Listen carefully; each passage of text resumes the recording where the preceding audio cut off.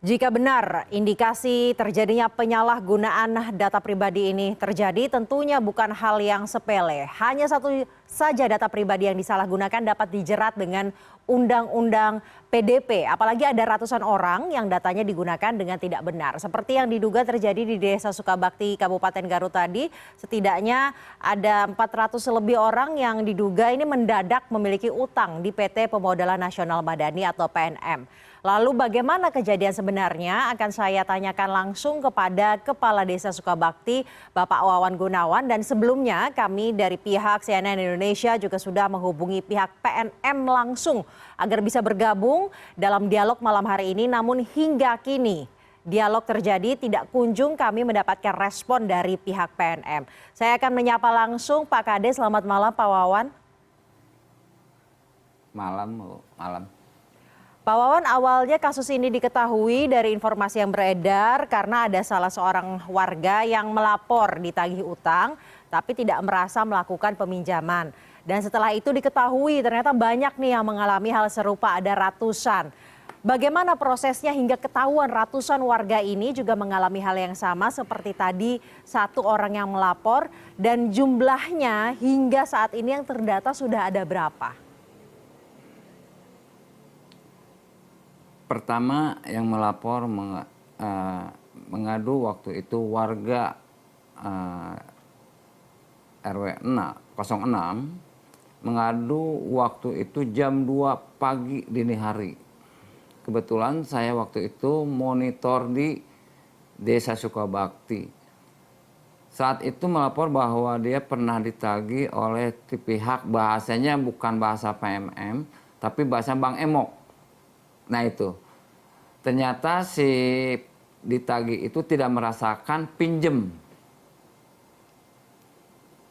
Nah, disitulah kita udah menyampaikan ke Pak RT dan Pak RW juga, itu harus diklarifikasi dulu, nanti dikumpulkan tingkat lokal di RT itu dikumpulkan antara si korban, pihak petugas itu dimusyawarahkan dulu sebelum naik ke atas.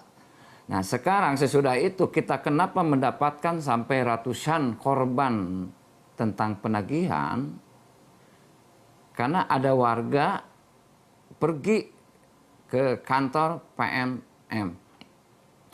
Disitulah data tersebut mulai bermunculan sampailah ada titik temu sampai awal dari 561 kita hasil klarifikasi di lapangan 407. Disitulah mungkin baru ada bermunculan masyarakat berdatangan dan melaporkan ke pemerintah desa. Itu Bu, yang saya sampaikan. Baik, saya konfirmasi Pak, berarti ada salah seorang warga yang kemudian pergi ke kantor PNM ini untuk melakukan klarifikasi. Kemudian dari klarifikasi ke kantor PNM inilah ketahuan bahwa banyak warga yang namanya terdaftar tapi tidak melakukan pinjaman. Seperti itu ya Pak kronologinya? Betul itu. Baik, kemudian Bapak. Karena di situ ya, waktu itu kan ya siap. Karena di situ silakan Bapak dilanjutkan. Waktu itu saya juga 3 pilar kepala desa, Babinsa, Kamtibmas pun juga turun sampai kita harus ketemu permasalahannya apa gimana, penagihan itu dasarnya dari mana, karena di situ ada data-datanya yang didapat dari kantor PNM itu. Baik, dari 407 dari hasil klarifikasi di lapangan, ada berapa persen atau ada berapa warga yang sudah ditagih secara langsung seperti warga yang pertama kali melapor ini Pak? Itu diperkirakan waktu yang melapor ke saya itu sekitar ya puluhan orang. Kenapa saya sampai saat itu, saya harus dengan bukti. Saya hanya menanggapi karena ada dasar data di situ, maka bahwa waktu itu karena ada dasar kuat baru saya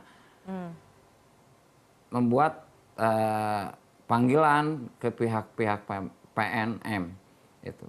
Jadi ada puluhan warga yang dilakukan yang ditagih.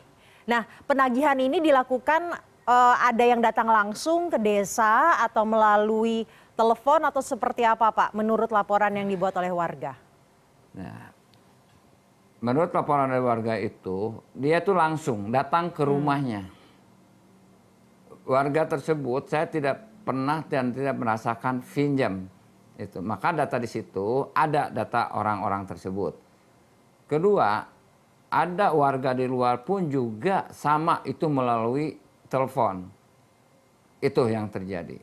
Nah, kemudian Bapak kan ini datanya berarti ada ratusan di PNM dari hasil klarifikasi itu. Itu data didapatkan dari mana ya, Pak? Data itu didapatkan pertama dari pihak korban, kedua dari data itu dari PMPM, dan dari situ dari 561 hasil verifikasi itu ada 407. Baik. Di situ. Kemudian pihak PNM ini mendapatkan data ratusan data tersebut dari mana, Pak? Kalau masalah PMM itu dapatkan dari mana kita kurang tahu.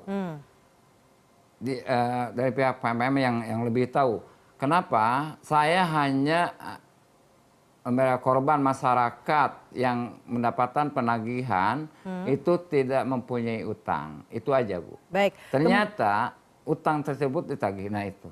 Baik, Bapak, dari informasi yang saya dapatkan dari laman PNM bahwa peminjaman program di dalam PNM ini dilakukan hanya bisa dilakukan secara berkelompok. Nah, apakah kemudian ada ketua kelompok, mungkin karena dari laman tersebut disebutkan bahwa ketua kelompok bisa ada ketua kelompok dan ketua kelompok ini nanti yang akan mengkoordinir. Nah, di situ bahwa saya tentang PNM, karena di segi di masyarakat kami itu bahasa emok, Bu. Bang Emok. Nah, di situ. Sesudah itu saya tidak tahu ada kelompok apapun gimana di situ karena kami tidak mempunyai data, cuma kami itu mendapatkan si korban itu aja, Bu. Masalah kelompok kita tidak tahu. Bang Emo, jadinya yang diketahui oleh warga ini bukan PNM, namun Bang Emo. Bukan, Bang Emok. Bang Emo ini kantornya ada di mana, Pak? Kenapa kemudian warga ada yang datang ke PNM? Tadi Bapak menyebutkan bahwa warga ada yang datang ke kantor PNM.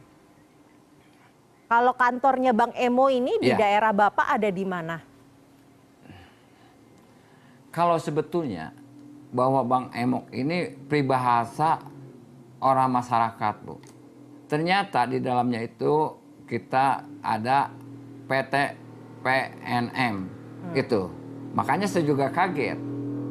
Warga tersebut punya inisiatif langsung datang, Bu. Pertama awal itu. Makanya mendapatkan data, ternyata data itu terlalu banyak sampai ratusan itu. Kemudian langkah selanjutnya apa, Pak? Karena kan ini ada ratusan data yang ada di PNM kemudian diduga disalahgunakan.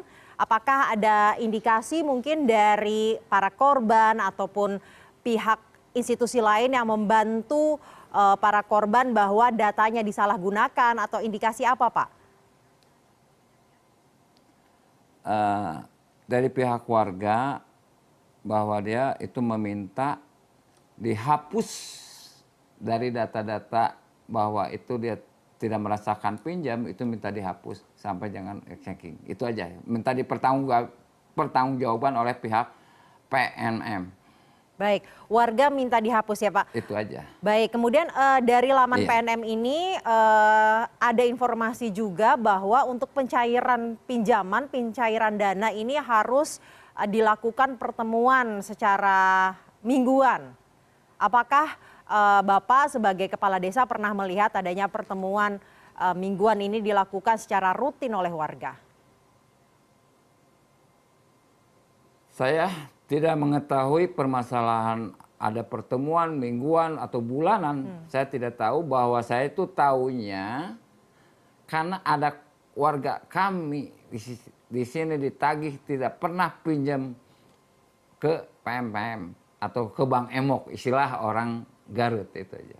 Baik, Bapak sejauh ini. Disitulah, makanya di sini apa yang dipertanyakan ada kelompok-kelompok itu kita tidak tahu karena selama 2 tahun tidak ada informasi ke pemerintah desa. Bapak sejauh ini sudahkah ada dari PNM langsung yang menghubungi Bapak? Gimana Bu? Apakah sudah ada pihak PNM-nya langsung yang menghubungi Bapak terkait polemik ini, Pak? Oh. Nah itu Bu. Jadi waktu kejadian udah memanas di masyarakat kami, saya kebetulan ada petugas dari pihak PMM, saya dipanggil Bu. Dijemput sama saya langsung dibawa ke kantor. Kenapa? Saya mempertanyakan hal-hal tersebut. Kenapa warga kami yang istilahnya nggak punya utang kok bisa ditagih? Dasarnya dari mana itu? Makanya waktu itu saya sementara di stop dulu jangan ada penagihan. Karena kita dikhawatirkan yang tidak diharapkan terjadi korban itu Bu. Jawaban yang Bapak dapat dari pihak Saya PNM dengan apa, pihak Pak? PMP, ya. Jawaban yang Bapak dapat dari pihak PNM pada saat dipanggil ke kantor apa, Pak? Nah, jawaban makanya di situ saya dengan PM juga mengadakan rapat langsung di hari Jumat tanggal 14 jam 9 pagi. Saya diketemukan dan dihadirkan di pihak Dukcapil, Reskrim Polsek Tarogong Kidul,